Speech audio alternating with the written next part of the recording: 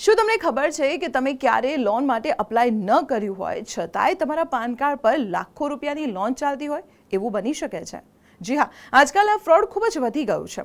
Digital બેન્કિંગના સમયમાં ભેજા બાજુ કોઈ પણ રીતે તમારા પાન કાર્ડની ડિટેલ્સ મેળવી લે છે અને તમારા નામે પર્સનલ લોન કે ક્રેડિટ કાર્ડ લઈ લે છે અને તમને ખબર પણ નથી હોતી. અને જ્યારે ખબર પડે છે ત્યારે તમારે ખરેખર લોનની જરૂર હોય અને બેંક તમારું ખરાબ સિબિલ સ્કોર જણાવે ત્યારે તમારી લોન પણ રિજેક્ટ થઈ જાય છે અને તમે ટેન્શનમાં આવી જાઓ છો.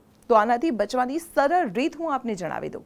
વર્ષમાં એકવાર ટ્રાન્સ યુનિયન સિબિલ, એક્સપિરિયન અને CRIF જેવી અધિકૃત વેબસાઇટ પરથી તમારો ફ્રી ક્રેડિટ રિપોર્ટ ડાઉનલોડ કરો. આ ઉપરાંત તમે જીપે, પેટીએમ કે ક્રેડિટ જેવી એપ્સ પર પણ તમારી લોન હિસ્ટ્રી અને ક્રેડિટ સ્કોર ફ્રીમાં ચેક કરી શકો છો. તમારા રિપોર્ટના લોન ડિટેલ્સ સેક્શનમાં જો કોઈ એવી લોન દેખાય કે જે તમે નથી લીધી તો તરત જ સાવધાન થઈ જાઓ. તત્કાલિક તે બેંક કે કંપનીનો સંપર્ક કરો અને સાથે જ ભારત સરકારના સાયબર ક્રાઇમ હેલ્પલાઇન નંબર 1930 પર કોલ કરી તમારી ફરિયાદ નોંધાવી દો. તમારી પર્સનલ માહિતી ક્યારેય અજાણ્યા લોકો સાથે શેર ન કરતા અને અત્યંત જરૂરી માહિતી તમારા પરિવાર અને મિત્રોના ગ્રુપમાં અત્યારે શેર કરી દો. તો આવી જ મહત્વપૂર્ણ ઇન્ફોર્મેશન માટે આપ જોતા રહો સંદેશ ડિજિટલ.